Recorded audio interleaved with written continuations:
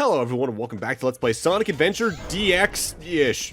In the last part, we went through the Lost World as Sonic and then did our final lap around Station Square, and now we're in Sonic's final level, appropriately titled, Final Egg. Before I get into this stage in specific, something I always found interesting about Sonic's playthrough. Sonic is easily the longest individual playthrough, both in terms of part count and stage count. But Sonic Adventure in total, not counting the hub worlds, has 11 total stages you go through. How we go through it depends on the character, but Sonic only goes through 10. There's only one level he doesn't go through, but that also goes into a fun average where, by and large, with the exception of the Lost World, every stage has at least 3 characters that goes through it. So Final Egg throws everything at the final sink at you, mechanically. It's got conveyor belts that can push you around, spike rollers that'll try to hit you, springs all over the place, and a lot of bottomless pits. There's also a lot of gears that you need to jump up and down and all around to get through. This is a very fun final stage, but it can definitely be on the lengthy side. Be careful in that last room, by the way, because those rotating cylinders. I actually had a practice run for this stage before I recorded it, where I clipped through one of those towards the point where it and the stationary floor met, so maybe watch out around that specific juncture, depending on where in it you are. So, at this point, let's start getting into this game's key stuff, at least. Similarly to Resident Evil 0, when a game has upwards of 300 credits, me talking about all of them is not impossible depending on the length of the game itself, but let's just say unlikely considering I'm going to have a lot of other things to talk about. So starting off the key roles, the producer for this game is Yuji Naka, who is very famous for certain acts he's done in the past couple of years, and but largely, he's been involved with Sonic since the start. Programmer on Sonic 1 through 3, design for Sonic R and the collections. But he's been a producer for the series even longer.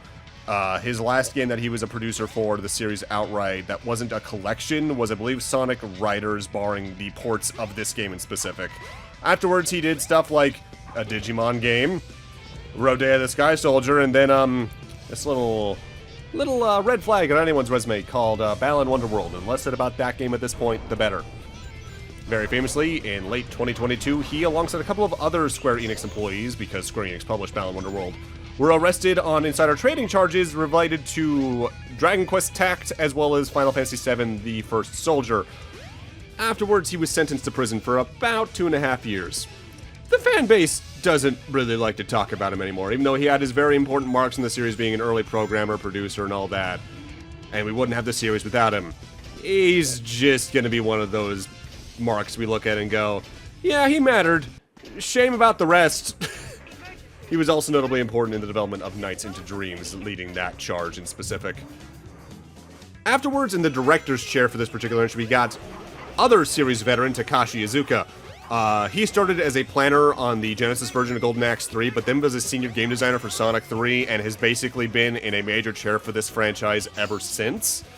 Project directors, game directors, special thanks, general producers, all that jazz. He's still working on the series to this day, being the producer for the series overall, as listed in Sonic Superstars, and a supervisor for Dream Team. Next up in the art director chair is Kazuyuki Hoshino. Their first role related to Sonic, at least, is doing some special stage designs for Sonic CD. Afterwards, they became a main character designer of sorts. For Knuckles Chaotix, Nights into Dreams, they were a character designer, and then they're just in the art chair period for the series. Moving forward. Their last, I think, direct involvement listed was, I believe, Shadow the Hedgehog? Afterwards, they were just either special thanks or a supervisor, or just a character designer outright. The main programmer in this particular entry is Tetsu Katano, whose earliest roles are things like the Clockwork Knight games, working on programming and boss design over there. Afterwards, he was just a main programmer, basically all over the chart, moving even into the Wii era, being a technical programmer for Secret Rings, a supervisor for Nights into Dreams' PS2 port, producer of Sonic and the Black Knight, director of Sonic Generations on the 3DS, even. So they are, once again, still involved in the series. In fact, they were development support for Superstars. They were also producer for Persona 5 Royale. Next up, we get another very important name for the series, especially over the next decade after this game. Jun Senoue.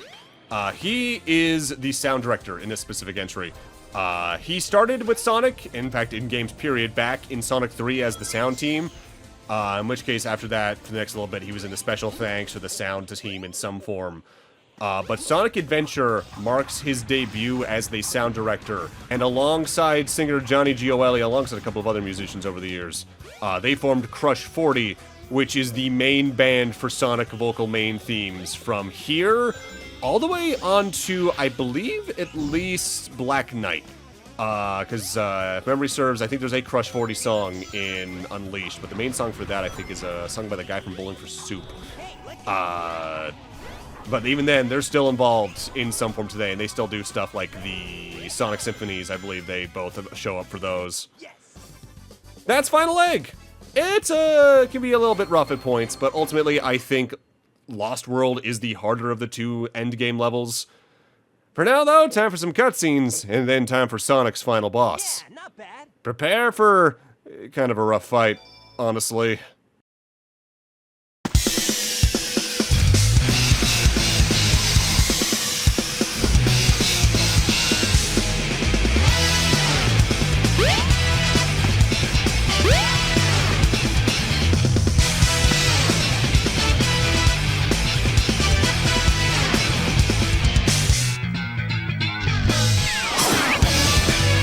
Well, if it isn't my pal Sonic, I'm surprised you made it this far.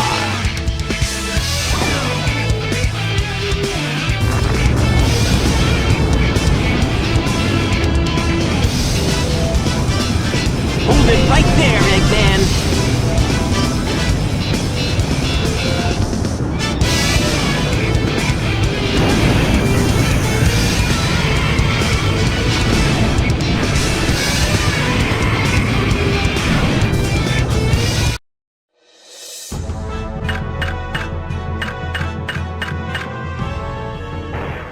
Sonic's final boss is the Egg Viper.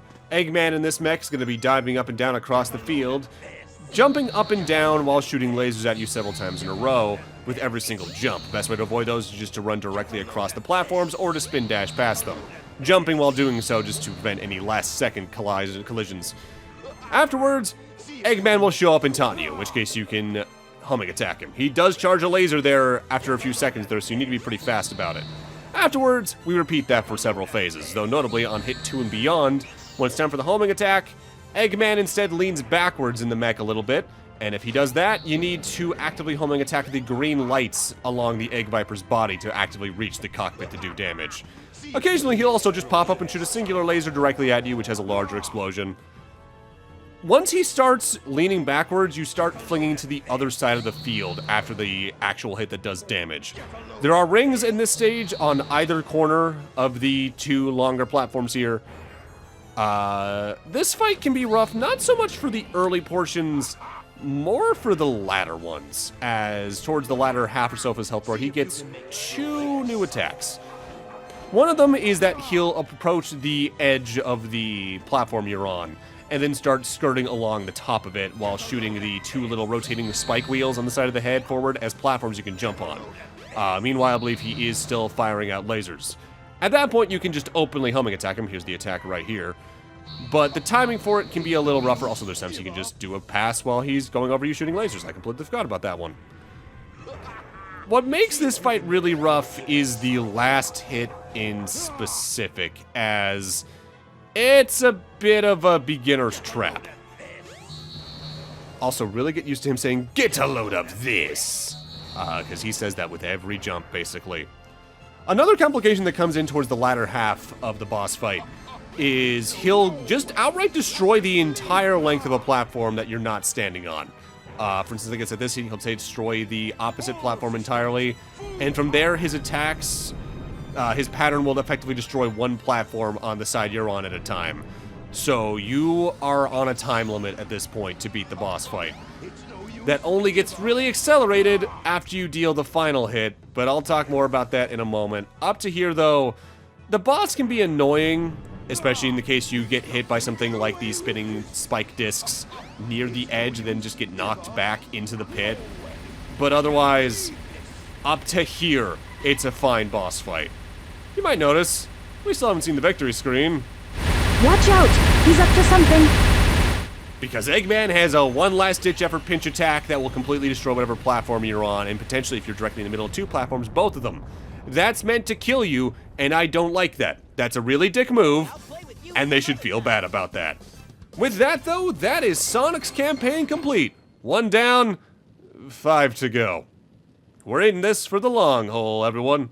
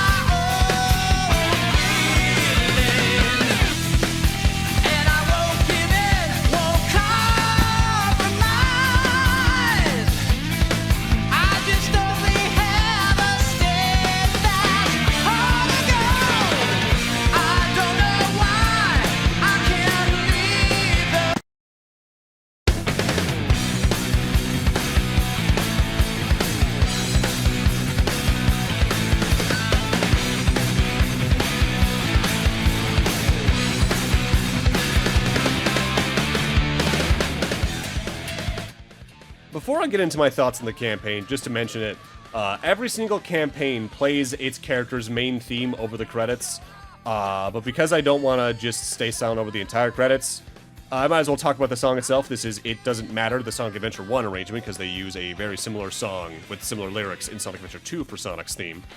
This was arranged by Jun Sonoe, lyrics by him as well as Takahiro Fukada, and the vocals are by Ted Poley and Tony Harnell. Ted Poley, in specific, was the lead vocalist of Danger Danger, as well as previously was in Prophet as a drummer, whereas Tony Harnell was the frontman of Starbreaker and Skid Row for a good while there. I love this song. It's not my favorite vocal theme in the game, but I think this is probably my favorite main vocal theme for Sonic in specific until at least Sonic Unleashed or Frontiers, as I think their vocal themes are a better fit for Sonic's character nowadays. But for the era, this is absolutely perfect. So, Sonic's campaign. It's shown its sign of aging, but I can go back to this campaign pretty much no problem.